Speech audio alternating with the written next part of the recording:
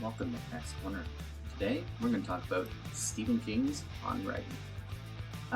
This is a memoir, another book that's a part of my nonfiction book club month over on Discord. I am currently hosting this one myself. This is a fantastic memoir of Stephen King's craft on writing, as well as his life and how he became the writer he is today. We get to experience everything from him selling his first story for a few bucks, all the way up to becoming a millionaire by becoming a #1 bestseller. And he speaks a lot about how he wrote some of those bestsellers. He tells us all about working on Carrie or Desperation. He tells us about The Shining, and he talks about it. He talks about Dark Tower. He talks about his accident where he almost got killed. There is a whole lot of stuff that goes on within these pages that are very interesting. And if you are someone who is looking to become a writer, he also talks about the best use of a toolbox, and he explains the uses that you have for a toolbox in your own head. A writer's toolbox is what he's talking about. And he talks about how he organizes his time to put out the amount of books he puts out, how he works very hard on what he has accomplished. He talks about his ideal writer, which is his wife Tabitha, who I can definitely tell has done an amazing job at vetting his work and given him great options on how to do things within his books. The whole book was just super interesting. There is some contributions in here by Joe Hill and Owen King. Both are his children. And I would highly recommend checking this particular book out. I was blown away by just the amount of information he gives you.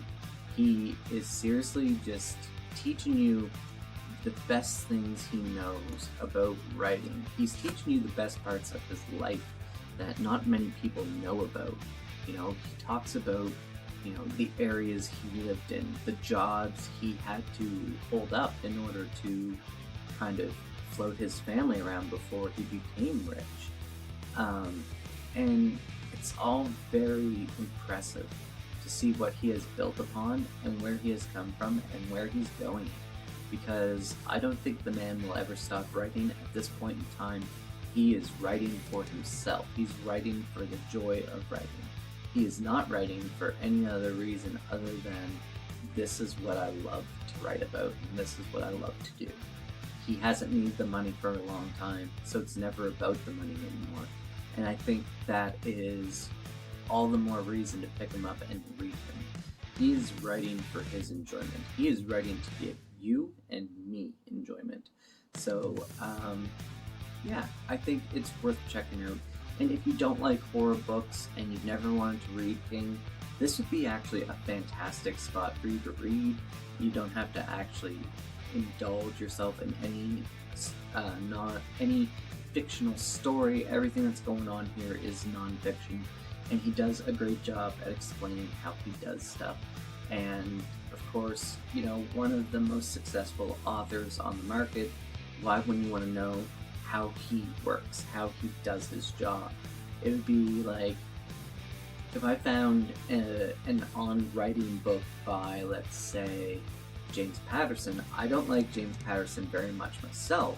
However, I would read a book that he has written on how he has become a writer and what has made him successful, because he puts out a ton of books all the time. And although I may not like him, someone else, that could be their favorite author. And by all means, let him be your favorite author if he is. Because everyone should read what they love.